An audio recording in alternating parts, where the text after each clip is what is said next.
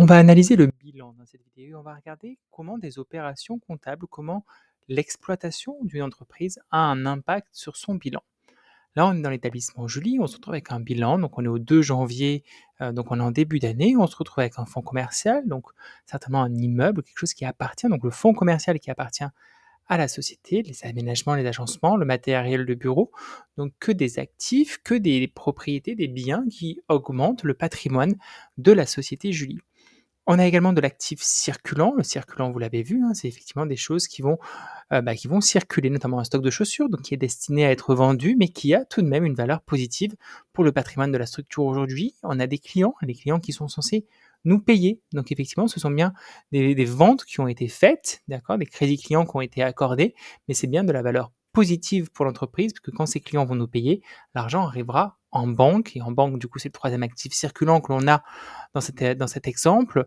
On a des liquidités en banque, on a des disponibilités en banque qui font que les actifs sont de 450 000 euros. Alors ces actifs, ils ont été créés avec quel passif, notamment avec du capital, donc les apports des associés notamment.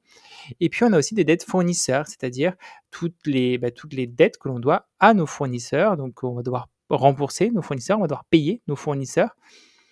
Et on va voir comment quelques opérations comptables, donc on a un bilan équilibré, 450 000 et 450 000, on va voir comment les opérations courantes d'une exploitation ont un impact sur le bilan.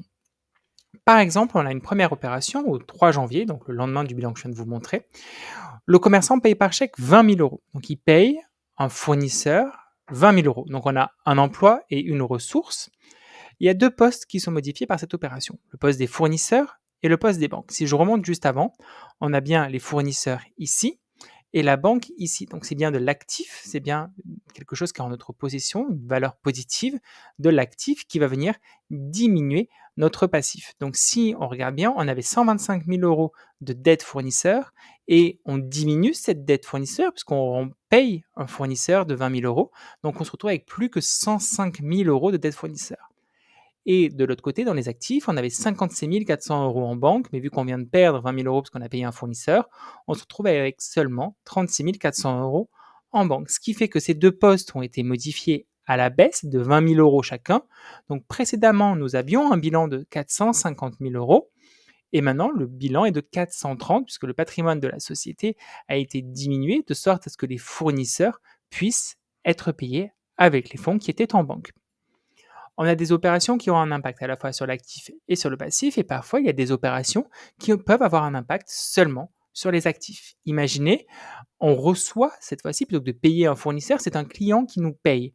Donc le commerçant reçoit un chèque de 2 000 euros d'un client qu'il remet à sa banque. Alors dans ce cas-là, qu'est-ce qui est modifié? Le poste de banque, il était à 36 400, le poste de banque précédemment, il augmente de 2 000, donc 38 400.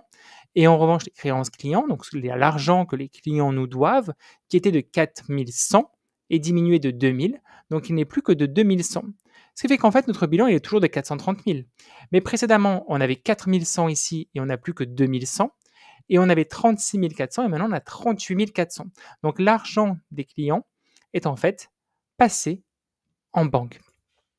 Exercice suivant, pour voir une continuité des opérations qu'il peut y avoir, le commerçant achète pour 30 000 le matériel de transport à un fournisseur qui ne sera payé que plus tard. Donc effectivement, on a de la dette fournisseur. Donc ça va venir augmenter la dette fournisseur. Donc on était à 105 000 euros de dette fournisseur, on augmente de 30 000. Donc on arrive à 135 000 euros de passif. Et à l'inverse, le matériel de transport, on a une acquisition, on n'avait pas de matériel de transport avant, on était à zéro, et maintenant on augmente de 30 000. Donc le matériel de transport est bien un actif de 30 000 euros que vous voyez juste là, dans la colonne des actifs. En revanche, la dette fournisseur a augmenté d'équivalence, donc elle est désormais à 135 000. Ce qui fait que désormais, le total de notre bilan est de 460 000 euros. Effectivement, toutes les opérations comptables ont un impact sur le bilan et c'est important d'en comprendre les aspects.